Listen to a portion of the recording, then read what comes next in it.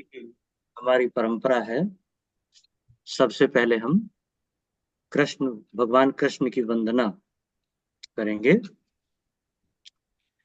वसुदेव सुतं देवं कंस चाणूरमर्दनम देवकी परमानंदम कृष्णं वंदे जगद्गुरुम।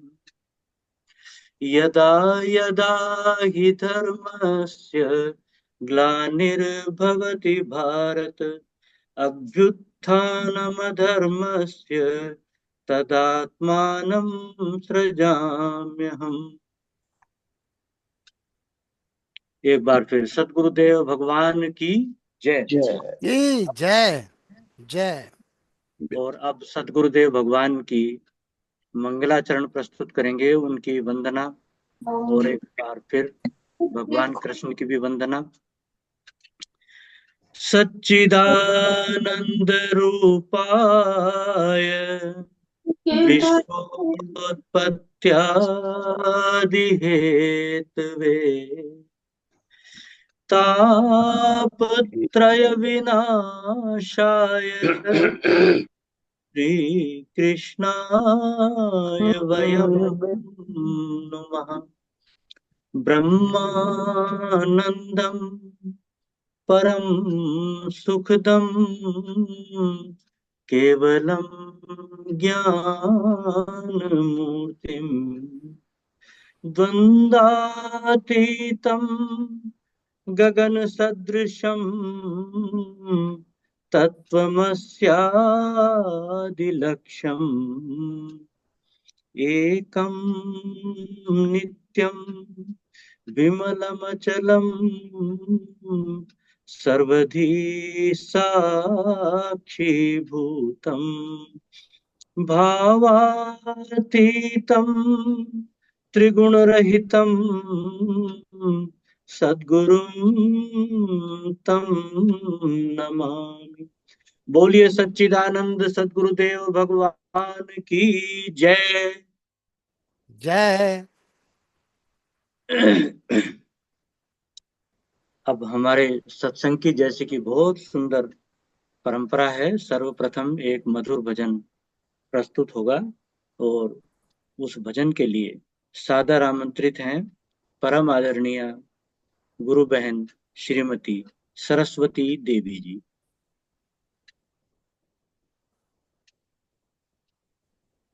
गुरु जी के चरणों में कोटि कोटि प्रणाम। आप सब वरिष्ठ भाई बहनों को भी जय श्री कृष्णा, जय श्री राधे, जय श्री राम।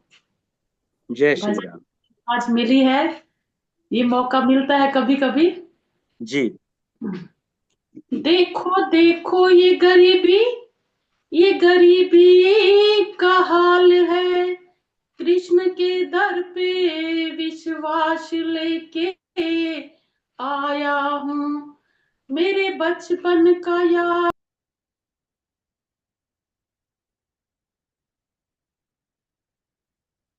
म्यूट हो गई बहन आप। हाँ, म्यूट हो गए। म्यूट हो गई।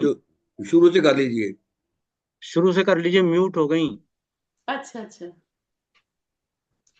अरे द्वार पालो कन्हैया से कह दो, अरे द्वार पालो कन्हैया से कह दो के दर पे सुदामा गरीब आ गया है। भटकते भटकते न जाने कहां से तुम्हारे महल के करीब आ गया है। न सिर पे है पगड़ी न तन पे है जमा, बता दो कन्हैया को नाम है सुदामा। बता दो कन्हैया को नाम है सुदामा। तुम एक बार मोहन से जा कर के कह दो के दर पे सुदामा गरीब आ गया है।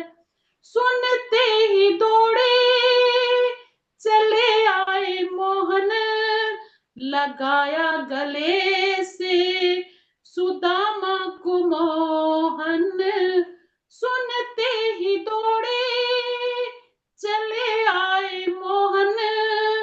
लगाया गले से सुदामा को मोहन, हुआ रुक्मणी को बहुत ही अचंभा कि मेहमान कैसा अजीब आ गया है।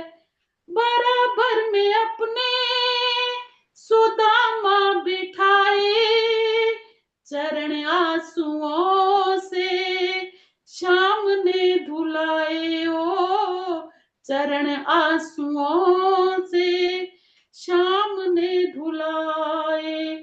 न घबराओ प्यारे जरा तुम सुदामा, खुशी का समय अब करीब आ गया है। खुशी का समय अब करीब आ गया है। अरे द्वारपालो कन्हैया से कह दो कि दर पे सुदामा गरीब आ गया है। भटकते भटकते न जाने कहां से तुम्हारे महल के करीब आ गया है। हरि हरि बोल। जय श्री कृष्णा, जय श्री राधे, जय श्री श्याम, जय श्री राम। जय श्री कृष्णा, जय श्री कृष्णा बहन। बहुत सुंदर और बहुत सुप्रसिद्ध भजन आपने सुनाया। अरे द्वारपालो कन्हैया से कह दो कि दर पे सुदामा गरीब आ गया है। भटकते भटकते न जाने कहां से तुम्हारे महल के करीब आ गया है। ये भक्त सुदामा की कथा ही ऐसी है। जब इसको मैंने पहली बार भागवत में सुना तो जो कथा व्यास थे उन्होंने पहले दिन बताया था कि कल सुदामा जी की कथा होगी, इसलिए ज्यादा से ज्यादा बड़ी संख्या में लोग आए, क्योंकि जो भी एक बार जीवन में भक्त सुदामा की कथा को सुन लेता है वो कभी गरीब नहीं होता। तो अगले दिन वहां पर बड़ी भारी भीड़ इकट्ठी हुई, बहुत लोग श्रोता इकट्ठे हुए थे, मुझे आज तक याद है। बहुत सुंदर आपका भजन, बहुत सुंदर भाव है इस भजन के, आपके द्वारा बहुत मधुरता से प्रस्तुत किया गया। आपका बहुत बहुत आभार, बहुत बहुत धन्यवाद। अब आदरणीय वरिष्ठ गुरु भाई श्री कुलदीप राय शर्मा जी से सादर अनुरोध है, आज के लिए निर्धारित गुरुदेव भगवान का प्रवचन सुनवाने की कृपा करें।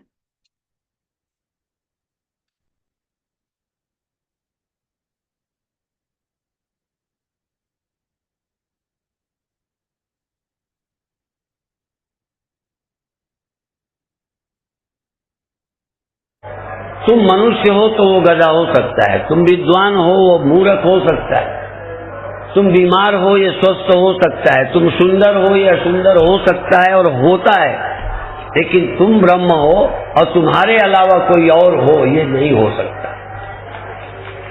ब्रह्म ज्ञान का मतलब है ये तुम्हारे सिवा कुछ नहीं है, और तुम्हारे सिवा कुछ नहीं है एक सेकंड भी जिसने नहीं सोचा और छाती ठोक के ब्रह्मज्ञानी कहे अपने, इससे ज्यादा झूठ क्या हो सकता है। नींद तुम्हें हुई, सपने तुम्हें हुए, जागृत तुम्हें हुआ, तुम अपने अनुभव में बताओ तुम कब ब्रह्म अपने को जाना। बुद्ध को किसी जगह बोध हुआ, बोध दिवस। महर्षि दयानंद को कोई घटना घटी, भले वो हमारे प्रतिकूल पड़ी, लेकिन उनको एक झलक मिली कि ये क्या है। वो किसी मार्ग पर लगे, किसी को ध्यान लगा चमत्कार। मुझे लुधियाना में सबसे पहले ध्यान लगा।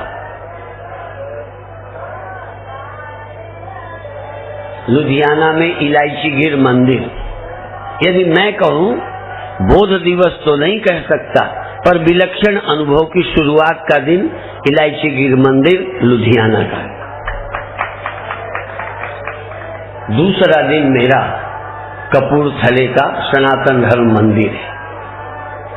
जब मैं महर्षि रमन की पुस्तक पढ़ा रहा था, पुस्तक हाथ में रह गई, आंखें पथरा गई, बोलना बंद हो गया और सारा कमरा प्रकाश से भर गया। अनुभव कर रहा हूं, यद्यपि वो ब्रह्म ज्ञान नहीं है, पर ब्रह्म ज्ञान के लिए पूर्व अनुभूतियां, विलक्षणताएं आवश्यक है। फिर उन अनुभूतियों का इतना आनंद, इतना सुख, इतना अच्छा लगता कि ऐसे ही बना रहे। फिर स्त्री मिल जाए, धन मिल जाए, बस ये अनुभव ऐसे तुम्हें लगे मंदिर मिल जाए, भगवान के पास बैठूं, ऐसा लगे मंत्र जाप में इतना चित्त लीन हो जाए। भले अभी ब्रह्म ज्ञान नहीं है, पर यह आवश्यकता है कि ऐसा कुछ हो। मैं ये भी नहीं कहता बुद्ध को उसी दिन परम ज्ञान हुआ होगा बोधि वृक्ष के नीचे, पर निश्चित कोई ऐसा चमत्कार बुद्ध को हुआ। विवेकानंद उस दिन ब्रह्म ज्ञान को उपलब्ध नहीं हुए, पर रामकृष्ण परमहंस के संपर्क में जो चमत्कार हुए, उनको जीवन भर वो भूल नहीं सके। तुम्हें भी कुछ होना चाहिए, तुम्हें भी कुछ जब होगा तो बात बनेगी। एक बात मैं अक्सर बताता हूं, भिंड जिले का एक आदमी मुझे कुंभ के 6 महीने बाद, हरिद्वार के कुंभ के 6 महीने बाद मुझे मिला। रो रहा था, रो रो के बता रहा था अपना अनुभव कि मैं हरिद्वार कुंभ में गया था, क्षेत्र में अन्न बट रहा था, रोटियां बट रही थी, रास लीलाएं हो रही थी, भीड़ भागी जा रही है, कुछ न कुछ मेला लगा है। तो कहते हैं मैं सोच रहा था कि क्या ऋषियों ने कुंभ मेला इसीलिए लगाया था? क्या यही अमृत गिरा था 4 जगहों पे? कहते हैं मुझे तलाश थी कि क्या इतने बड़े कुंभ में कोई संत है, जिस किसी संत से पूछे कि कोई ऐसा महात्मा मिले जिसकी याद लेकर मैं घर जाऊं, जिसकी श्रद्धा लेकर घर में जाऊं। यहीं पर मेरे गुरुदेव, नाम नहीं लूंगा क्योंकि संत संत होते हैं, किसी की तौहीन करना मेरा लक्ष्य नहीं। एक पंडाल में रोज रास होता था, कथा नहीं, और बहुत बड़े विद्वान संत थे वो। गुरुदेव घूमते घूमते आए, क्योंकि उम्र में उस समय गुरुदेव से ज्यादा कोई नहीं था, तो जैसे हमको छोटा समझ के कोई समझाए, गुरुदेव आए, उनके कंधे पर हाथ रखा, कहने लगे तुम इतने विद्वान हो, तुम ये क्या लड़कों का नाच करवाते हो, कुछ आप बताओ जनता को। ये मेरे गुरुदेव ने कहा था। वो बुरा नहीं है, गुरुदेव की अपनी निष्ठा थी, और बहुत संत ये जानते हैं कि इससे ज्यादा तुम्हें कुछ समझ आना नहीं, तो अपना रास ही देखो, गंगा ही नहाओ, पुण्य ही करो। और मैं समझता हूं यदि कुंभ में और कोई आकर्षण लगातार न कहा गया होता तो क्या आकर्षण था कुंभ का? कौन आता यहाँ? सब ब्रह्म ज्ञान के लिए यहाँ नहीं आए। और इसीलिए जानते हो, जिस दिन शाही स्नान होता है उस दिन, या पर्व का दिन होता है उस दिन, नहाने में जितनी रुचि होती है, भाई दूसरे दिन वही क्षिप्रा गंगा नहीं है ना। इसका मतलब तुम रोज नहा भी नहीं सके, और रोज को इतना महत्व नहीं दिया जाता, इसलिए किसी दिन को बहुत महत्व दिया कि आज नहाने से बिल्कुल यही टाइम है जब अमृत मिलेगा। तो लगन बढ़ी, भीड़ बढ़ी, थोड़ा लगा कि हाँ कुंभ का बड़ा महत्व है। तो वो व्यक्ति ढूंढता रहा, एक संत मिले, कहने लगे यदि तुम इसलिए आए हो कि यहाँ से कुछ लेकर जाओ तो इधर चले जाओ, जंगल की तरफ, पहाड़ की तरफ, झाड़ियों की तरफ। लगभग जब तुम 2 किलोमीटर निकल जाओगे, उधर एक संत रहते हैं, उनको तुम लो। ढूंढता ढूंढता वो व्यक्ति गया, नमस्कार किया, हाथ जोड़कर बैठा। संत ने पूछा, तुम क्यों आए हो? सहज लोग, हमारे भारत की एक मान्यता बन गई है कि आप सब कुछ जानते हो। उसने भी यही कहा, आपको सब पता है, मैं क्या बताऊं? तो संत ने भी कहा, अच्छा यदि मुझे पता है तो तू आंख बंद कर। उसने आंख बंद की, फिर पौना घंटे खुली ही नहीं। चमत्कार हुए, जाने क्या क्या देखा। उन देखने में मुग्ध हो गया। पौना घंटे के बाद आंख खोली और चुप चुप आनंद में मुग्ध, चमत्कृत। संत ने कहा, अब जाओ। उसने कहा, ये जो आपने दिया है ये वहां भी होगा, ये अनुभव? उन्होंने कहा, ये अभी बताने का समय नहीं, अभी जा। बस उस अनुभव के लिए लालाई 6 महीने बाद मुझे भिंड में वो व्यक्ति मिला, रो रहा। कहने लगी, वो जो कुछ हुआ क्या फिर हो सकता है? मैंने कहा, हो सकता है। फिर मैंने कुछ सिखाया। बाद में अभी मेरा मिलना नहीं हुआ उसको क्या हुआ, लेकिन मैंने बताया कि देखो, जब चमत्कार होता है तो वो सब गुरु के अधीन रहता है। जब तुम साधना से चलोगे वो तुम्हारे हाथ चाबी रहेगी। तुम रोज करो, तुम्हारे करने से जब भीतर कुछ अनुभव होंगे तो उसकी प्रक्रिया हाथ आएगी। मैंने हाथ रख दिया, पैर छुआ दिया, चमत्कार घट गया। विवेकानंद भी रोते रहे कि जो मुझे हुआ अब कब होगा, वैसा आनंद कब रहेगा। तो रामकृष्ण परमहंस ने कहा, मृत्यु के पहले फिर प्राप्त होगा।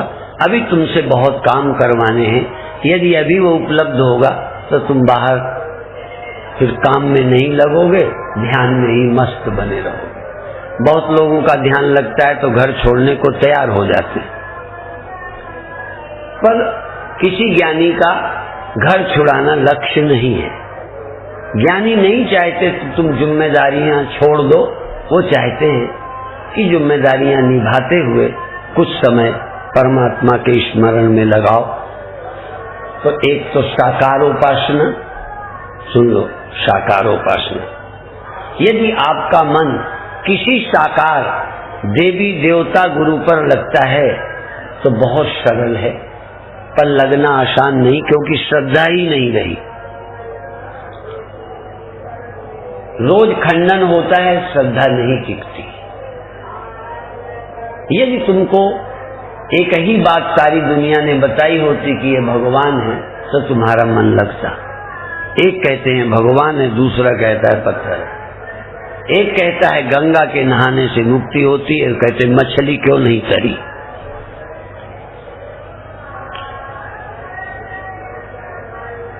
कोई कहेगा वृंदावन में रहने से कल्याण होता है, तो कहते हैं वहां कुत्ता घोड़ा गधों का भी होगा क्या।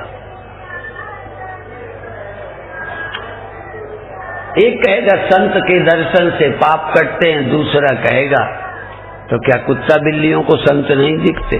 तो हमारा तर्क यही है कि कुत्ता बिल्लियों को संत नहीं दिखते। जीव जंतुओं को गंगा नहीं लगती, सबको मूर्ति भगवान नहीं लगती। जिसको लगती है निश्चित उसका कल्याण होगा, उसको पूजा में भी अच्छा लगेगा। पर भेड़ चाल नहीं कि वो करता है तो हम भी करते हैं, वो नहाता है तो हम भी नहाते हैं। तो सबसे आसान है साकार ध्यान। दूसरा है ईश्वर जिसने सृष्टि बनाई है, पालन करता है, संहार करता है, पर स्वयं का कोई शरीर नहीं है। जो आर्य समाज का ईश्वर, इस्लाम का ईश्वर, ईसाइयों का ईश्वर अवतार नहीं है, वो व्यक्ति नहीं है, वो सब में है और दुनिया बनाता है। एक वेदांतियों का है। वेदांतियों का ब्रह्म कहता है कि भाई ये आत्मा अविद्या से जीव लगती है और माया से ईश्वर लगती है। ईश्वर और जीव दोनों औपाधिक हैं, निरुपाधिक सत्य आत्मा है, ब्रह्म है। अब उपासना की जरूरत नहीं है। ईश्वर का ख्याल करके हम अपने को ठीक करते, आकार का स्मरण करके हम अपने को रसमय बनाते, पर इसके पार जाना है, मन के पार जाना है, द्वैत के पार जाना है, अन्यता से रहित होना है। तो मैं न बंदा था न खुदा था। बंदा और खुदा, जीव और ईश्वर, कारण और कार्य, ये सब उपाधियां हैं। एक चैतन्य ब्रह्म है जिसके सिवा कोई और सत्य नहीं है। ये आखिरी स्टेज है। अभी तुम जाओगे तो वहां आनंद नहीं मिलेगा। जैसे मैं ध्यान में बिठाता हूं तो तुम कहोगे हमें कुछ दिखा नहीं, क्योंकि अभी आप दिखने का आनंद ले सकोगे। कुछ दिखे, रोशनी दिखे, भगवान दिखे। मैं तो वेदांत पहले पढ़ा, दर्शन बाद में हुए, तब मैं मुग्ध हो गया दर्शन करके। मैं बताता हूं, गुरुदेव के शिष्य बनने के बाद अवतार फलाना ये सबका खंडन, लेकिन ध्यान में जब मुझे भगवान दिखे, आंखें खोलने पर भी दिखे, कपड़ा हटाने पर भी दिखे, तो मैं तो मुग्ध हो गया। कोई तो अनुभव हो, क्या करोगे? मैं इतना बड़ा ज्ञानी हूं, पर स्वप्न में कोई लाभ हो जाए तो खुशी हुई, स्वप्न में हानि लगे। अनुभूति के सिवा आपके पास है क्या? सुखद अनुभूति, दुखद अनुभूति, भक्ति की, प्रेम की अनुभूति, चाहे वो बुद्धूपने से हो चाहे समझदारी से, अनुभूतियां ही तो हैं। मैं जीव हूं, मैं मरूंगा, ये एक दिमाग में ही तो है। दिमाग नहीं है तो क्या है मरना? दिमाग नहीं है तो क्या है जीवन? नींद में तुमको, नींद में बेहोश करके कोई मार देता तो तुम मरते ही नहीं, तुम मरना जानते ही नहीं। कामा में जाने के बाद मौत होगी, क्या जानोगे मौत? मौत भी एक अनुभव है, दुख भी अनुभव है, सुख भी अनुभव है। असुख का अनुभव भक्ति से आता है। इसलिए प्रेम से प्रभु प्रकट ही जिम आगी। जैसे आग प्रकट हो जाती है, प्रेम से भगवान प्रकट होते हैं। किस रूप में होते हैं? आनंद के रूप। आनंदापादक आवरण, परमात्मा में एक आनंद का आवरण है। आनंद नहीं मालूम पड़ता, चैतन्यता है, आनंद नहीं मालूम पड़ता। आनंद में आवरण पड़ा है, आपको मैं आनंद स्वरूप हूं नहीं लगता है, आनंद और कहीं लगता है। अपनी चैतन्यता तो है, भले बहुत क्लियर नहीं, स्पष्ट नहीं, पर चैतन्यता है। यदि चैतन्यता ना होती तो कोई समस्या ही ना होती। केवल चैतन्यता, वो भी कल्पित, सच्ची वाली नहीं। ये जो प्रकट होती है चिदाभास, यदि ये ना होता तो जन्म क्या है, मृत्यु क्या है, दुख क्या है, सुख क्या है, चिंता क्या है? ये जागृत अवस्था की समस्याएं हैं। तो ये आभास मात्र है सब। चैतन्य सत्ता निराभास खोया। यथा दर्पणा भाव आभास हानि। जैसे शीशा हटाने पर मुख का आभास, दिखने वाला मुख खोता है, मुख नहीं खोता। यथा दर्पणा भाव आभास हानि मुखम विद्यते कल्पनाहीन मेकम। बिना दिखने वाला मुख शीशा हटाने पर भी रहता है, पर यदि शीशा ना होता तो रहने पर भी आप अपने मुख के विषय में अपरिचित रहते। एक बार शीशे से मुख को देख लिया, परिचित हो गए, यद्यपि आभास के होते देखा, आभास के आते निर्णय किया कि मुख मेरा ऐसा है, पर ये मुख नहीं है। दिखाई देने से मैंने अपने मुख का निर्णय तो कर लिया, पर शीशा हटाने पर जो मुख दिखता है वो नहीं दिखेगा। पर मेरा विश्वास क्या रहेगा कि जो देखा है ऐसे ही मेरा मुख है। जैसे शीशे के अभाव से मुख के आभास की हानि होती है, मुखम विद्यते कल्पनाहीन मेकम, कल्पनाहीन मुख रहता है, तथा जीव योगे, तथा जीव योगे, बुद्धि के न रहने पर, अभी बुद्धि है तो जैसी बुद्धि तैसे ही तुम बोलो रहेगा। फिर शीशा क्यों आगे लगाए फिरने की जरूरत नहीं है। और अंत में बताऊं, ये मुख तो शीशे से देख भी लो तो दोबारा देखना पड़ेगा। क्यों देखना पड़ेगा? बुढ़ापा आता है, ये मालूम है तुम्हें, धूल लगकर लग जाती है। इसीलिए एक बार देखकर जब मंच में जाना होता है तो दोबारा भी लोग देख लेते।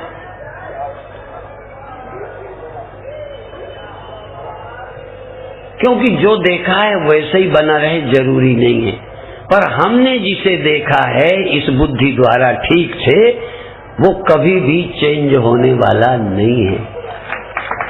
इसलिए एक बार ज्ञान होने पर अपने स्वरूप में संदेह नहीं रहता, क्योंकि आत्मा त्रिकाल अबाधित है। ध्यान रहे न रहे, बुद्धि रहे न रहे, सो जाए, पर हम जानते हैं आत्मा सदा रहती है और एक रस रहती है।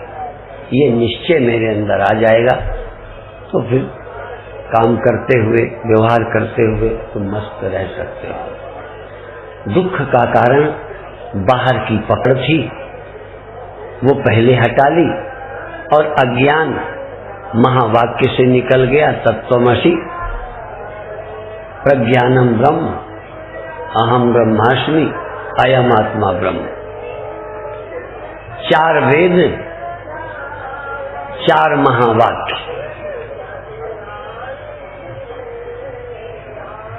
अयम आत्मा ब्रह्म, ये आत्मा ब्रह्म है, यही आत्मा ब्रह्म है। ये देह नहीं है, इंद्रियां नहीं, और सब कुछ अनुभव बदलता है। एक बात कहकर थोड़ा ध्यान करेंगे, सब कुछ बदलता है। जब तक तुम देह हो, अज्ञान है, तब तक जो देखते हो सब उल्टा है। और इसके जानते ही आत्मा की पहचान होते सोच बदल गई। अभी यह मैं नहीं हूं, ये हूं, फिर और ये मैं नहीं हूं, इसके भीतर हूं। इस तरह अनुभव करने के लिए साधना और प्रक्रिया से गुजरना है। पर एक बार आत्मा को ब्रह्म जानते, फिर ये नहीं कह सकते ये मैं नहीं हूं, ये मैं हूं। या तो सब मैं हूं, मेरे सिवा कुछ और है ही नहीं, या सब नहीं है, मैं अकेला हूं, या सब मेरे सिवा, सब में सब, सब में सब, सबका सब, सब में सब, सबका प्राण, सबका अस्तित्व, सबकी सच्चाई केवल एक मेरी है। जितने में सत्यता है, जासु सत्यता ते जड़ माया भाष सत्य इव। तुम्हारी सत्यता से ये सत्य है। अभी लगता है ये सत्य है, इसे हम देखते हैं। अभी ये घड़ा सत्य है, हम देखते हैं। नहीं, मिट्टी की सत्यता ही घड़ा है, घड़ा अलग कुछ नहीं। अभी दिखाई देने वाले को तुम सत्य देखते हो, फिर तुम अपने को देखने वाला देखते हो, फिर अपने को तुम ब्रह्म देखते हो। देखने वाला जब मैं देखता हूं तो दृश्य अलग है, मैं दृष्टा हूं, दृग दृश्य विवेक है। पर जब मैं दृष्टा को ब्रह्म देखता हूं, जब दृष्टा को पूर्ण देखता हूं, ये घड़ा नाशी, मिट्टी अविनाशी, पर घड़े के यहां रहती है, सीमित है, घड़े का आश्रय है। पर जब मिट्टी सब व्यापक देखती है, तब फिर घड़ा भी वही, सकोरा भी वही, मकान भी वही, फिर उसके अलावा कोई नहीं। एक समय हमको समझना है ये हम नहीं है। नेति नेति नेत नेति नेति नित निगम का। लोग कहते हैं वेद कह नहीं पाया, और हम कहते हैं इसका अर्थ देखो, नेति नेति नित निगम कर। वेद नहीं कहता ऐसा नहीं, वेद कहता तो है पर नेति नेति करके कहता है, ये हम नहीं, ये हम नहीं, ये हम नहीं, ऐसे कहता है। जब ये नहीं हो तो जो बच गया निषेधावधि, निषेध के बाद जो बचा सो तुम हो, तत्त्वमसि, वह तुम हो। और जब ये बात स्पष्ट हो गई कि वो मैं हूं, तब अगली बात स्पष्ट हो गई कि तुम्हारे सिवा कुछ नहीं। पहले कहते थे ये हम नहीं, फिर कहते हैं सब हम है, सब हम है, सब गोविंद है, सब गोविंद है, सब आत्मा है। आत्मा ही वेदम सर्वम, ब्रह्म ही वेदम सर्वम। यदि तुम सब नहीं हो तो इस देह में, इस देह की डिब्बी में हींग की तरह रखे हो। इस घड़े में तुम यहां रहते हो, घड़ा में मिट्टी, फिर मिट्टी क्या होती है? वो तो सब है। और उस अनुभव के बाद कौन घड़ा है जो तुम नहीं हो, तुमसे अलग है? कौन मकान है जो तुमसे अलग है? तुमसे अलग है क्या? फिर भगवान कृष्ण क्यों कहते हैं अर्जुन मैं हूं? एक आदमी इस बात को सिद्ध करे अपनी अनुभूति से कि ये मैं हूं। ऐसे देह है, लेकिन जब विचार करोगे तो सब मैं हूं। ईशावास्योपनिषद इसी तरह के मंत्र बोलता है, यस्तु सर्वाणि भूतानि आत्मन्येवानुपश्यति सर्वभूतेषु चात्मानं ततो न विजुगुप्सा। उपनिषदों को क्यों हम महत्व देते हैं? क्योंकि उपनिषदों में ही ऐसे मंत्र हैं जो ब्रह्म के विचार के हैं, ब्रह्म की व्यापकता के हैं, ब्रह्म बोध कराने वाले वचन हैं। पहले तो उपनिषद, फिर उन उपनिषदों में एक एक वाक्य, उसका नाम है महावाक्य, जो सीधा तत्व का बोध कराते हैं। शेष उपनिषद तुम्हारी बुद्धि को ठिकाने लाते हैं, तुम्हें वहां खड़ा करते हैं। फिर महावाक्य कहता है ये आत्मा ही तो ब्रह्म है, पहले वहां ले गए। ये साक्षी ही तो साक्षात अपरोक्ष, अपरोक्ष साक्षात अपरोक्ष। इसको कोई नहीं जानेगा कि वो साक्षी, वो साक्षी, मैं साक्षी, मैं आत्मा। मैं आत्मा को देखूं, मुझे आत्मा दिखे नहीं, मैं आत्मा ये देखूं, मैं आत्मा हूं, ये सब अध्यस्त है, मैं अधिष्ठान हूं, मैं सत्य हूं, ये सब मुझ में कल्पित है, मैं सत्य हूं, ये सब मुझ में बना है। और ये बना हुआ माया से भिन्न लगता है, अविद्या के कारण भिन्न लगता है। यदि ब्रह्म विद्या हो तो तुम ही हो, दो नहीं है, तुम अकेले हो। इस सत्य का अनुभव कर सकते हो। अब थोड़ी देर ध्यान करेंगे।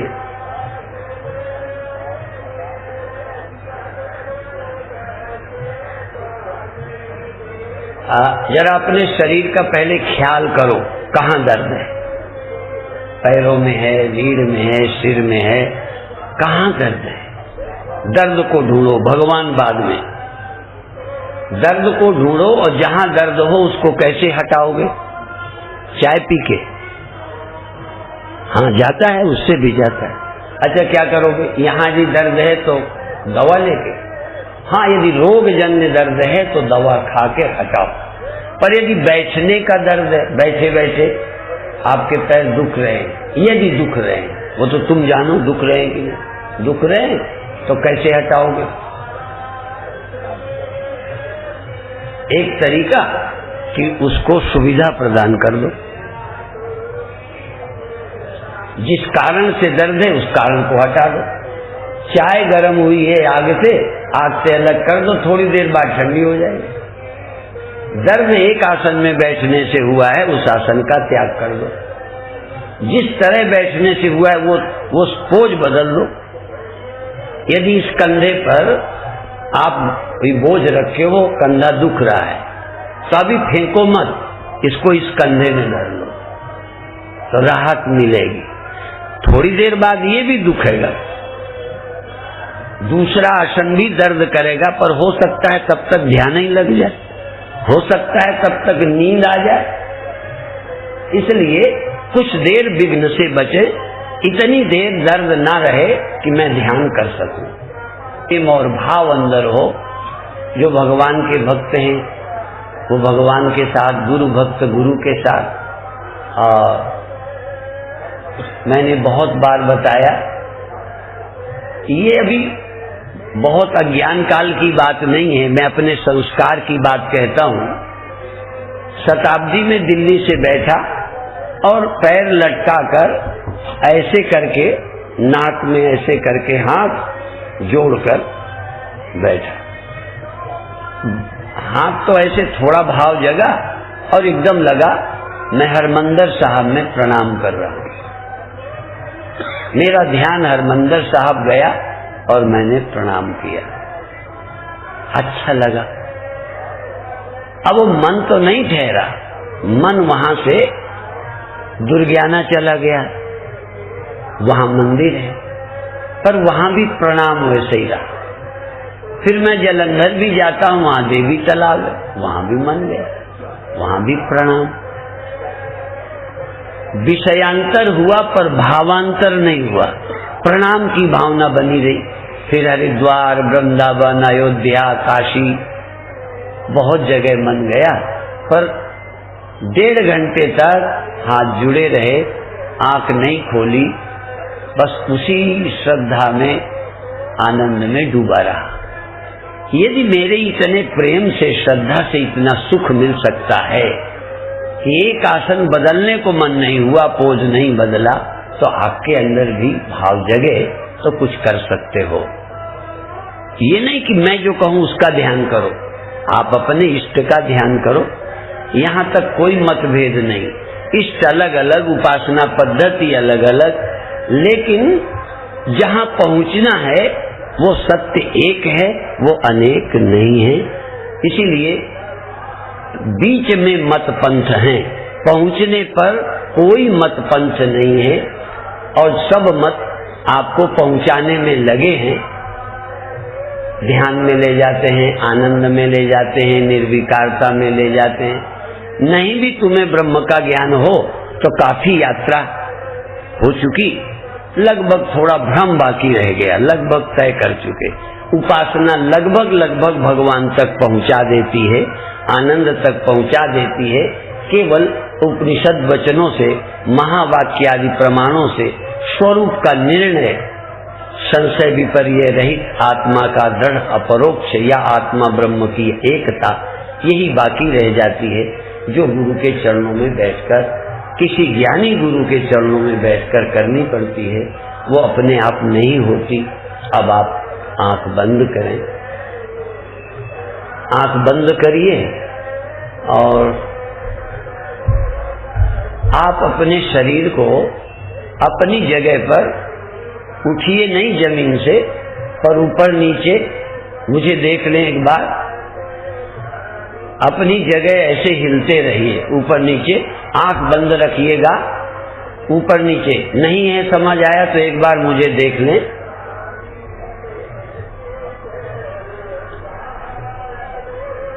कोई ताकत नहीं लगानी, एकाग्रता, प्रसन्नता और सजगता, क्रिया करते रहें, करते रहें, करते रहें। तेज करने को मन हो तो किसी को तेज हो जाने दे, कई को प्रैक्टिस तेज की है। जब तक तेज न करें उन्हें मजा ही नहीं आता। कई लोगों को करने से विक्षेप होता है, धीरे धीरे वो करें तो, पर धीरे धीरे करना कम करें। जैसे पेड़ को हिला दें फिर छोड़ दें, धीरे धीरे हिलना बंद हो जाएगा।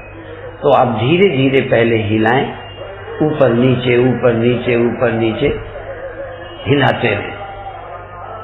रीढ़ सीधी बनी रहे, आसन सीधा है पर हिला रहे हैं, लगातार हिलाते ही रहो।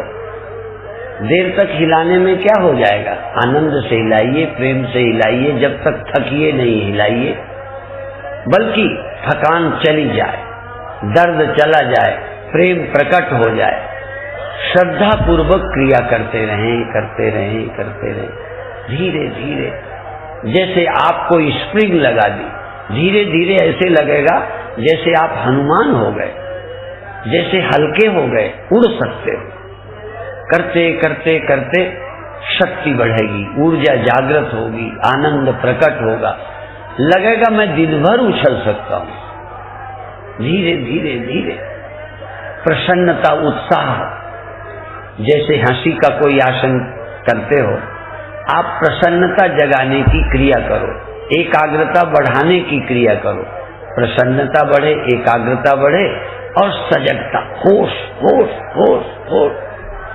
क्रिया हो रही है, तुम होश में हो, क्रिया हो रही है, तुम आनंद में हो, क्रिया हो रही है, तुम उत्साह से कर रहे हो, एकाग्र होके कर रहे हो। एकाग्रता, ये सूत्र है ध्यान का, एकाग्रता, प्रसन्नता और सजगता, तीनों गुण शामिल है। इससे सारा काम बनेगा।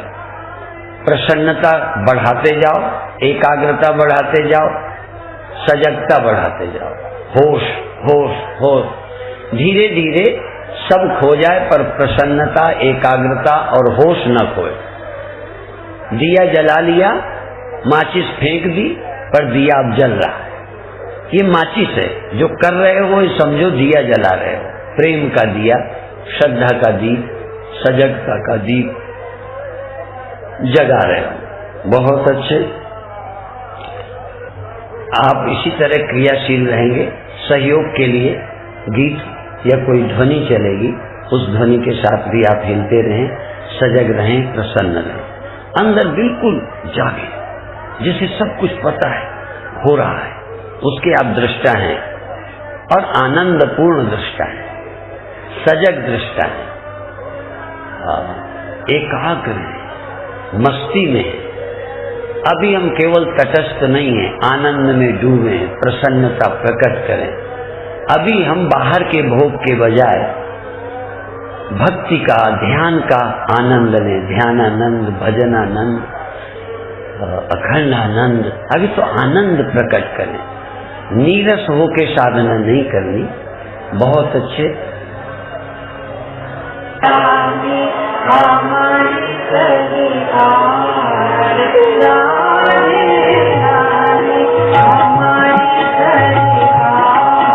एक मिनट बिना किसी के सहारे के अंदर, उसी भाव में, जागरण में, प्रेम में, भाव में, सरकार से रीझ कर अंदर अंदर जैसे रस पी रहे हैं।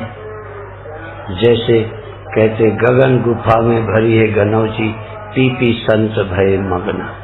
अंदर अंदर उस रस का, प्रेम का, आनंद का पान कर।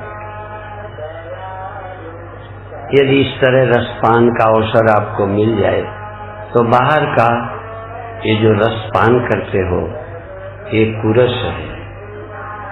जो महिलाम लागते मीठे तो नौरस खटरस हो जाते सब फीके।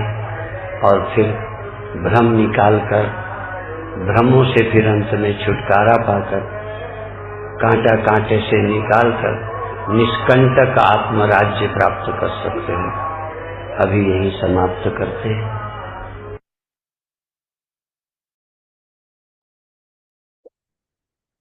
जय गुरुदेव। बहुत सुंदर। जय गुरुदेव जी, जय गुरुदेव। बहुत सुंदर आज गुरुदेव भगवान का प्रवचन। साकारोपासना से आनंद, प्रकाश, देव दर्शन आदि अनुभव अच्छे हैं, वांछित हैं और आगे की यात्रा में बहुत मददगार हैं, ऐसा आज गुरुदेव ने बताया। और उसके बाद गुरुदेव कहते हैं कि फिर अपने आप को जानो। आत्मा का दर्शन वह करके नहीं, मैं ही वह आत्मा हूं, मैं ही वह ब्रह्म हूं, मेरे अतिरिक्त अन्य कुछ है ही नहीं। गुरुदेव कहते हैं कि ऐसा नहीं हो सकता कि तुम्हें ब्रह्म का ज्ञान हो गया और अभी तुम्हारे लिए और भी कुछ है। यदि और भी कुछ है तो इसका मतलब अभी जो भी कोई ये क्लेम करता है, ये कहता है कि मैं ज्ञानी हो गया, मैंने अपने आप को जान लिया, तो वो सरासर झूठ बोलता है।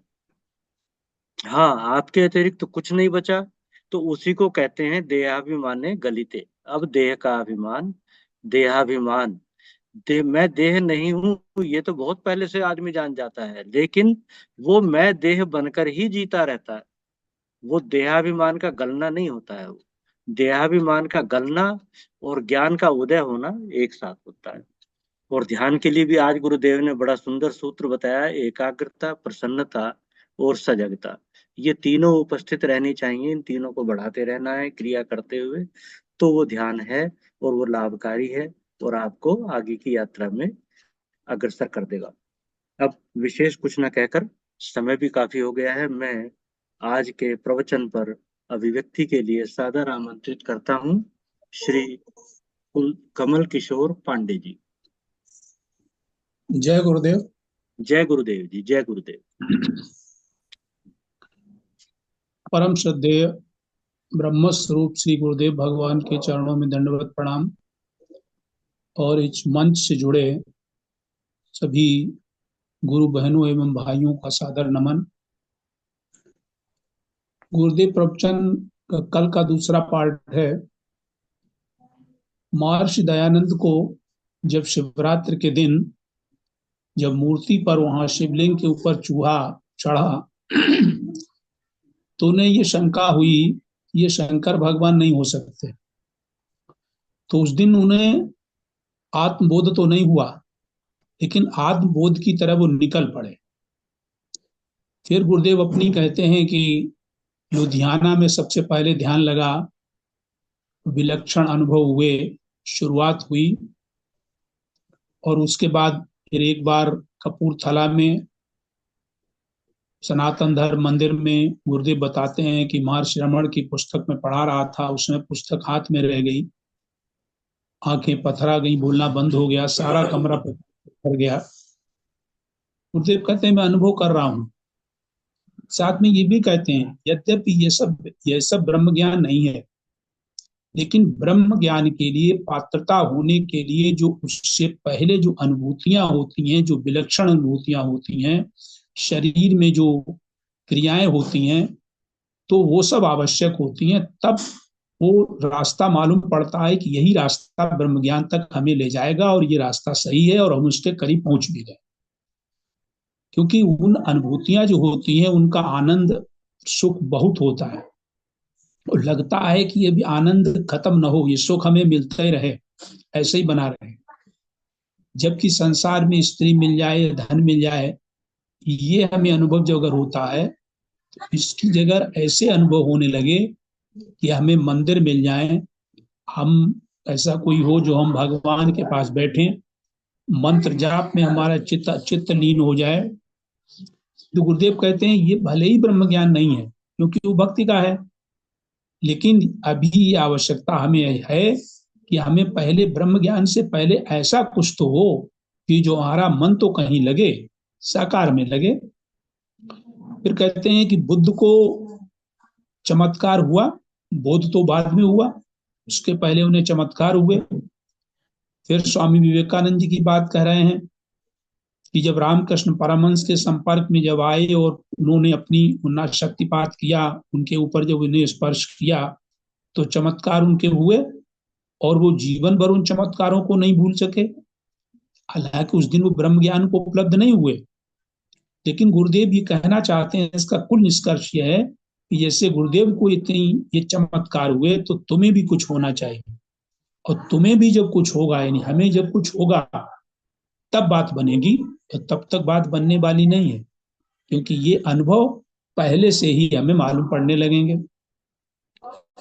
फिर गुरुदेव कहते हैं कि कुंभ के पंडाल का एक वर्णन करते हैं वहां, कि गुरुदेव का पंडाल दादा गुरु का लगा था, पड़ोस में एक पंडाल लगा था, वहां पर जो संत थे वो विद्वान थे, लेकिन वो लड़कों को नाच करवाते थे। तो चूंकि दादा गुरु बड़े थे, तो उन्होंने उनसे कहा कि तुम तो विद्वान हो, ये क्या नाच गाना करवाते हो, इस जनता को कुछ बताओ जिससे इनका उद्धार हो। फिर गुरुदेव कहते हैं कि यहाँ सही बात है कि सब ब्रह्म ज्ञान के तो कुंभ में जाते नहीं, उसका आकर्षण ये होता है कि हम गंगा नहाएंगे उससे हमें पुण्य मिलेगा, किसी पर्व पे नहाएंगे तो और पुण्य मिलेगा, या हम कहीं बैठ के कथा सुनेंगे उसका हमें पुण्य मिलेगा। फिर गुरुदेव कहते हैं एक ऐसी घटना बताते हैं कि वो भिंड का आदमी हरिद्वार में मिला, तो बता रहा था कि हम पहले हरिद्वार में आए थे, तो हम सोच रहे थे कि यहाँ पर ये सब लंगर चल रहे हैं, और सब सेवाएं कर रहे हैं, सब कुछ कर रहे हैं, कथाएं हो रही हैं, लेकिन हमें ऐसा कोई संत नहीं मिल रहा जो हमें कहीं तक पहुंचा सके, कुछ आगे रास्ता बता सके। लेकिन फिर कोई मिल गया और उसने बता दिया, अगर तुम वास्तव में ऐसे संत के पास जाना चाहते हो तो इधर से चले जाओ, ये रास्ता है। वो गया उन संत के पास और उन संत से पूछा, उन संत ने उनसे पूछा तुम कैसे आए हो? तो उसने स्वाभाविक कह दिया कि आप तो सब जानते हैं, जैसा कि हम लोग जानते हैं कि ब्रह्मज्ञानी सब जानते हैं, क्या बताऊं आपको। तो संत ने कहा ठीक है, आंखें बंद करो। तो उसने आंखें बंद की और उन संत का ये शक्तिपात था कि पौन घंटे तक उसकी आंखें नहीं खुली, यानी उसके अंदर बहुत चमत्कार हुए, उसने बहुत कुछ ध्यान में देखा, बहुत कुछ अनुभव किया। और फिर जब उसने आंख खोली तो बहुत एकदम चुप शांत, इतना आनंद कि वो मुग्ध हो गया। तो संत ने कहा ठीक है, अब तुम जाओ। फिर उसने पूछा कि जो आपने दिया है वो क्या वहां हमारे घर पे भी होगा, हम आगे भी कर पाएंगे? तो उसने कहा ये अनुभव हमें मिलेगा? तो उन्होंने कहा नहीं, अभी बताने का समय नहीं है। तो गुरुदेव का इसमें भी कहने का मतलब यही है कि कोई चमत्कार कर दे, अगर गुरु चमत्कार कर दे, वो चमत्कार उसी समय तक सीमित रहता है। फिर गुरुदेव कहते हैं कि वो अनुभव लायक रहा और फिर गुरुदेव से मिला तो गुरुदेव ने उसने पूछा कि उस समय जो कुछ हुआ में फिर हो सकता है? तब गुरुदेव ने कहा हो सकता है, और फिर गुरुदेव ने उसे सिखाया भी। तब गुरुदेव ने हम लोगों को ये समझाया कि जहाँ जब चमत्कार होता है वो सब गुरु के अधीन रहता है, क्योंकि उस समय गुरु की शक्ति पीछे हमारे लगी होती है, गुरु की शक्ति से ही, क्योंकि जो गुरु की ओरा होती है और साथ में जो गुरु की जो संकल्प होता है वो संकल्प व्यक्ति पर प्रभाव डालता है। लेकिन जब तुम साधना से चलोगे, यानी खुद जब करोगे, तो तुम्हारे हाथ में चाबी उस बात की रहेगी, और तुम रोज अगर करो तो तुम्हारे करने से भीतर कुछ अनुभव होने लगेगा, तब उसकी प्रक्रिया हाथ में आएगी। यानी गुरुदेव कहते हैं कि मैंने हाथ रख दिया है, पैर छुड़वा दिया है, कोई चमत्कार घट गया, तो उससे बात बनने वाली नहीं है, वो तो क्षणिक होगा। फिर विवेकानंद जी का बताया कि जब रामकृष्ण परमहंस ने उन्हें स्पर्श किया तो एकदम समाधि में पहुंच गए। तो उसके बाद विवेकानंद जी भी रोते रहे, क्योंकि जो सुख उन्हें महसूस हुआ वो अब आगे नहीं, क्योंकि रामकृष्ण परमहंस से जब उन्होंने कहा कि ये मुझे फिर प्राप्त होगा, तो उन्होंने कहा नहीं, अभी तुमसे काम बहुत हमें करवाने हैं, अभी तुम्हें नहीं, अभी तुम्हें काम करना है, और काम अभी तुम अगर तुम्हें कर देंगे तो तुम काम नहीं करोगे और तुम ध्यान में ही मस्त हो जाओगे, इसलिए अभी नहीं।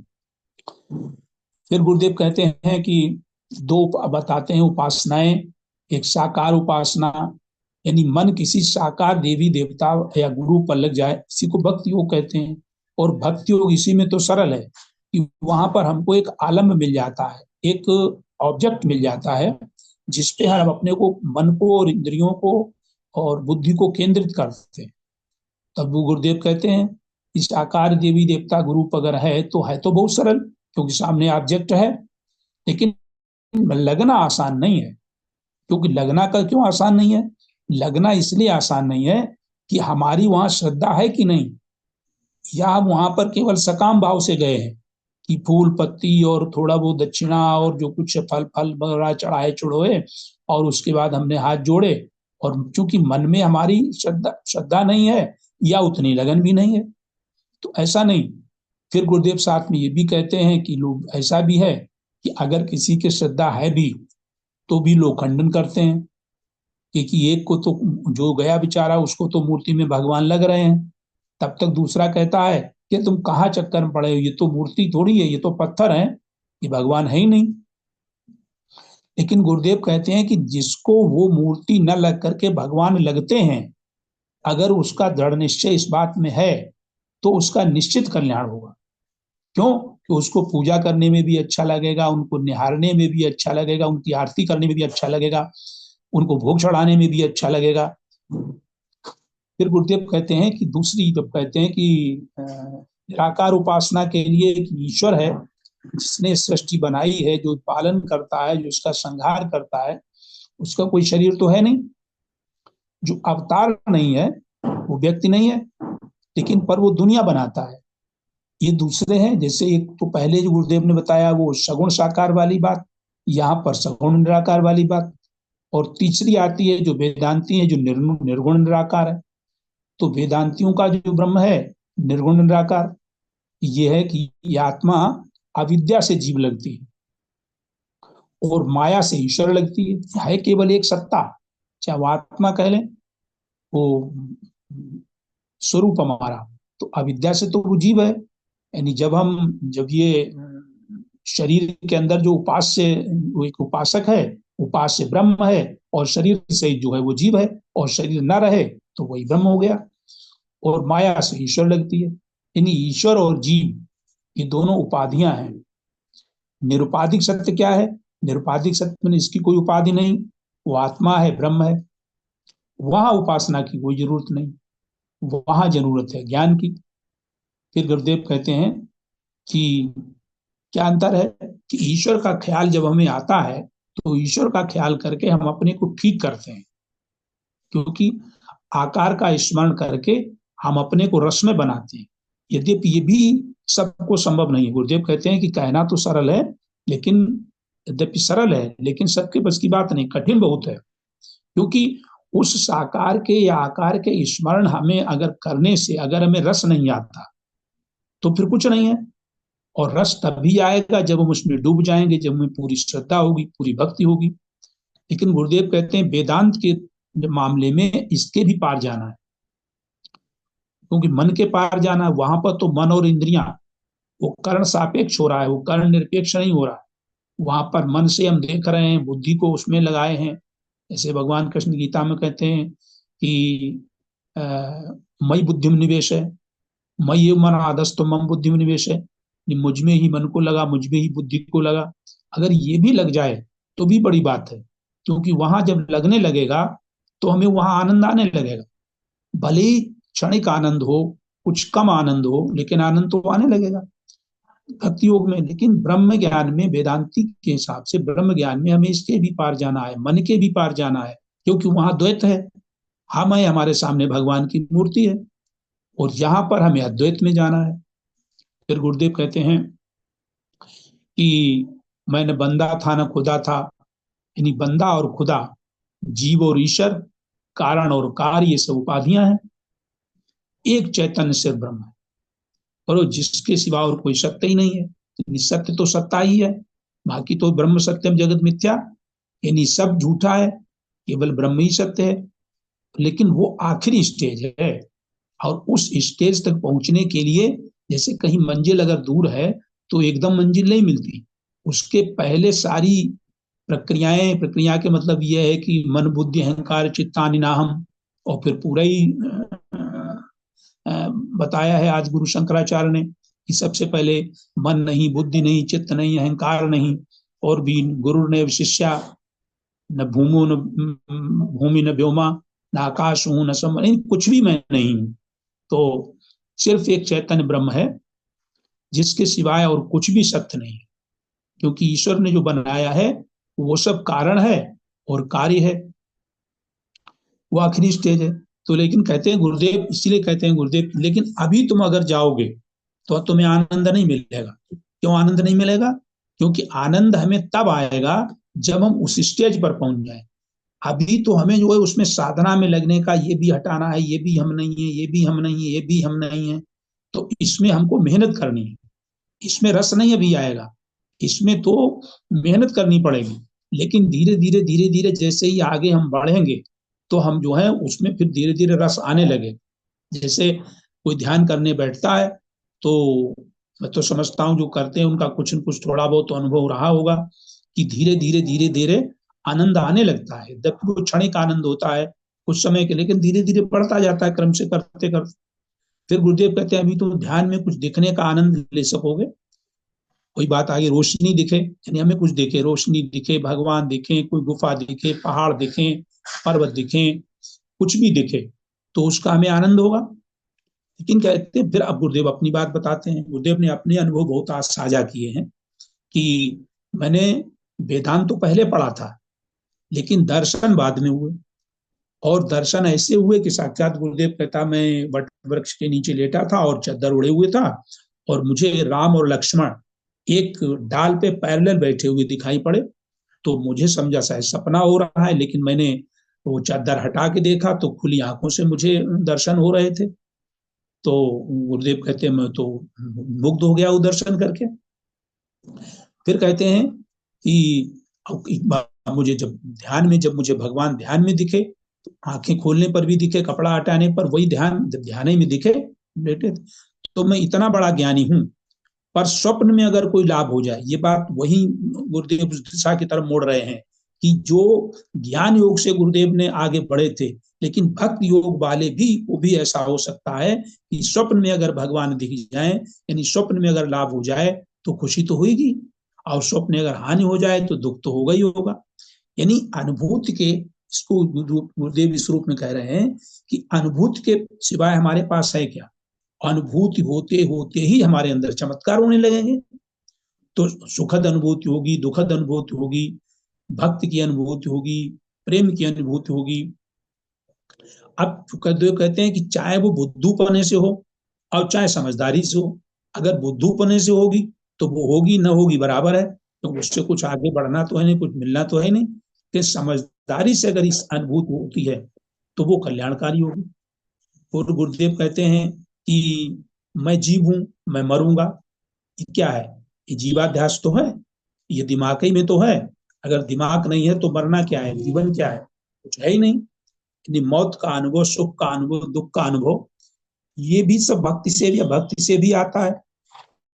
प्रेम के प्रभु प्रगटाई जिमी आगी, थोड़ा शार्ट करना पड़ रहा है, ध्यान नहीं रहा मुझे। भगवान आनंद के रूप में प्रकट होते हैं भक्ति में भी।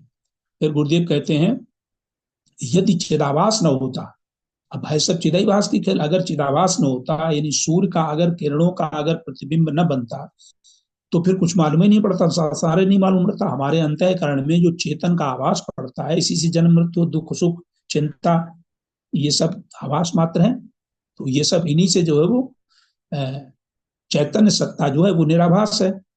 वो तो गुरुदेव कहते हैं था दर्पणा भावा आभास हानि, जैसे कि दर्पण के अभाव में दर्पण से अपना उसको देखते हैं, चेहरा देखते हैं, लेकिन दर्पण हटा लेते हैं तो वो आभास नहीं रहता, लेकिन मुख हमारा जीव तो रहता है। मुखम विद्यते कल्पनाहीनम एकम।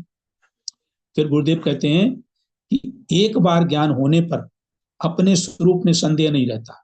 एक बार दादा गुरु के पास कुछ लोग आए, उन्होंने पूछा कि आपको जो है वो क्या संशय होता है?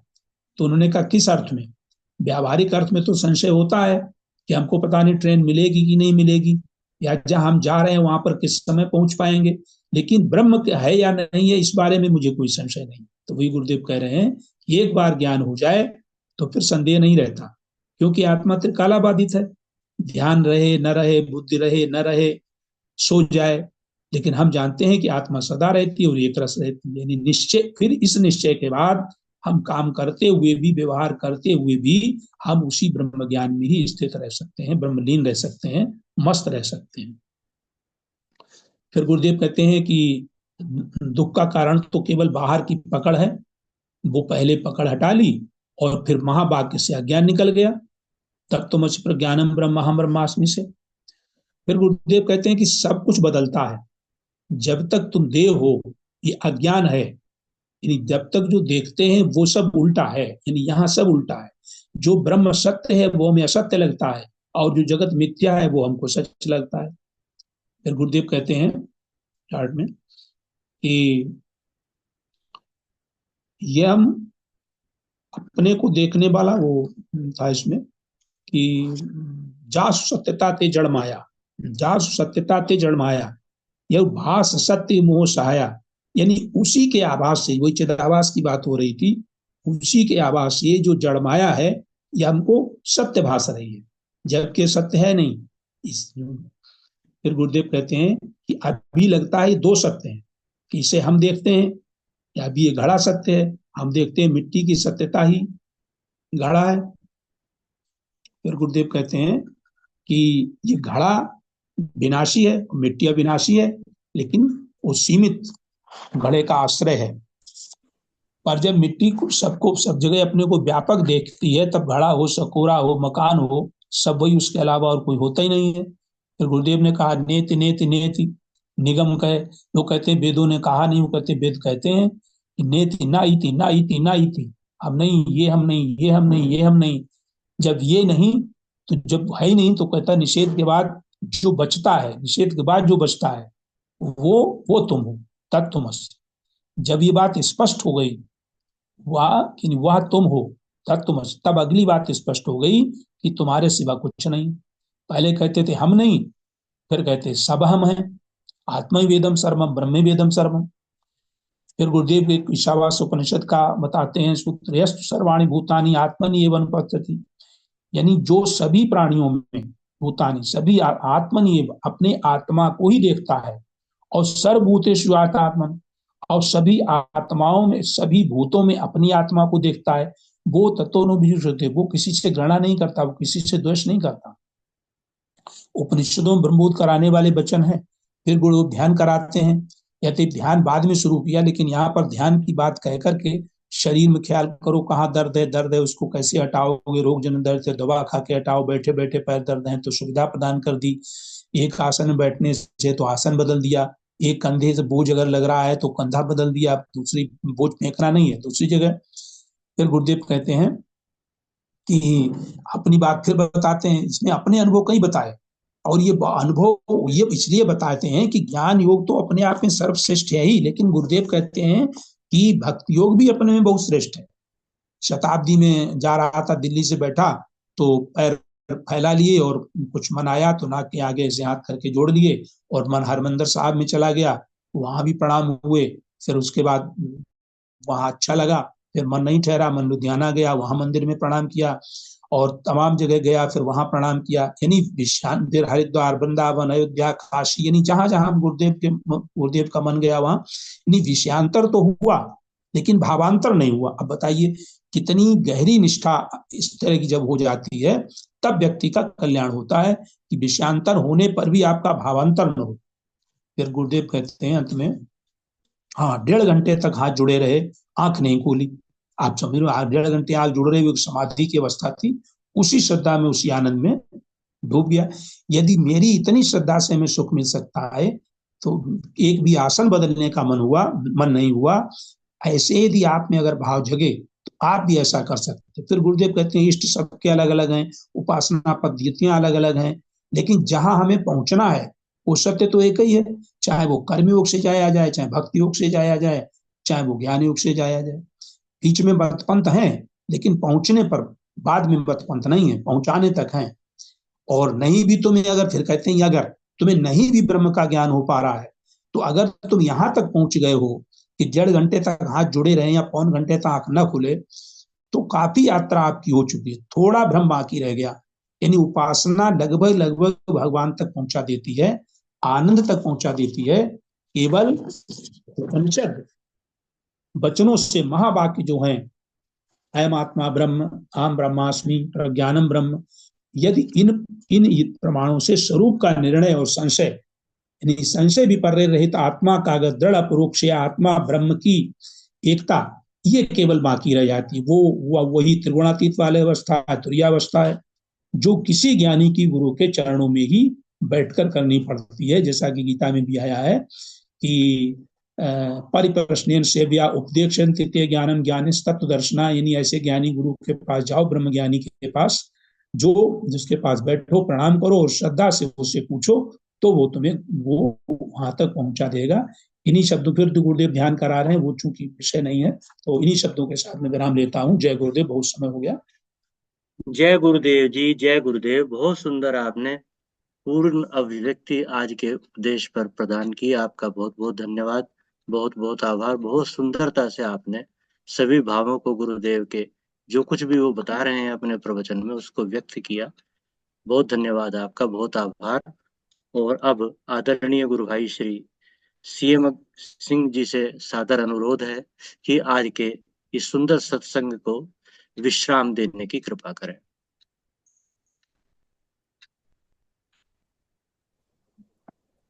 जय गुरुदेव। आप जय सभी को गुरुदेव। प्रणाम। कितने ऊंचे भाग्य हमारे, ऐसा सतगुरु पाया है।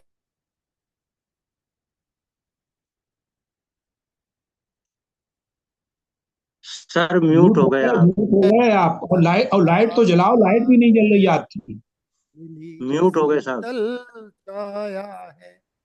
ऐसे परम आदरणीय परम पूजनीय गुरुदेव भगवान के चरणों में बारंबार प्रणाम करते हुए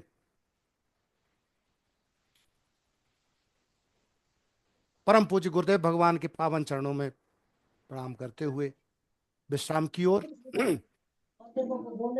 गुरुर् ब्रह्मा गुरुर्विष्णु गुरुर्देवो महेश्वरः गुरु साक्षात् परम ब्रह्म तस्मै श्री गुरुवे नमः। तस्मै श्री गुरुवे नमः।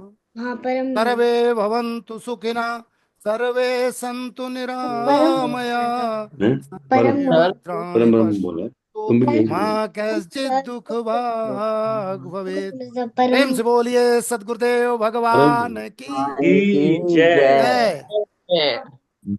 प्रेम से बोलिए सदगुरुदेव भगवान की जय। सत्य सनातन धर्म की जय। आज के आनंद की जय। नमो नारायण। नमो नमो नमो नमो देव भगवान की जय। सत्य सनातन धर्म की जय। जय आज के आनंद की जय जय जय। नमो नारायण नमो नारायण नमो नारायण। श्याम सिंह जी जी ये अगर जो है ना जब जो है ना गुरु ब्रह्मा गुरु विष्णु बोलते हैं ना, जरा भी इसी हाँ गलती जी। हो जाए ये मेरे को फट बोलते हैं ये गलत बोल गया। ये हाँ हाँ ये मेरी गोदी में बैठ के बैठा हुआ होता है, ये फटक गलती निकाल देता है, मेरी गलती निकाल देता है। मेरी तो गलतियां सुधारी हैं इसने, गलतियां सुधारी। अच्छा मैं पर ब्रह्म बोलता था, कहते हैं पर ब्रह्म नहीं बोलते परम ब्रह्मा बोलते, इसलिए मेरे को बोला है। परम ब्रह्म। कहाँ देखा? कहते मैं यूट्यूब पे देखा है। कहता फिर मेरे को फटाफट यूट्यूब पे दबाया, निकाल के दिखा दिया इसने मेरे को। बहुत बढ़िया बहुत बढ़िया। Very good. हाँ जैसे ये कल हम के माला करते हैं ना सुबह, इनके ऊपर जैसे हम सुबह माला जी। करते हैं ना, ये बैठ जाता है, कहता है मैं भी माला करूंगा। वो माला के 3-3 4-4 मन के वो करता रहता है। 25 पर कर लिया। ओहो 25 माला कर दी थी। अच्छा जी। Very good very good very good. आज 25 माला। कल कल गुरुदेव की बड़ी कृपा है भाई। तालियां इनके लिए सभी लोग तालियां बजाएंगे भाई। बहुत अच्छे बहुत अच्छे। और ये बताऊं, वेरी मंत्र गुड बिल्कुल सही बोलता है। जो माला हमारी होती जी। है, ये एक माला होती है जो गीता में हरे कृष्ण कृष्ण कृष्ण हरे हरे, हरे राम राम राम हरे हरे।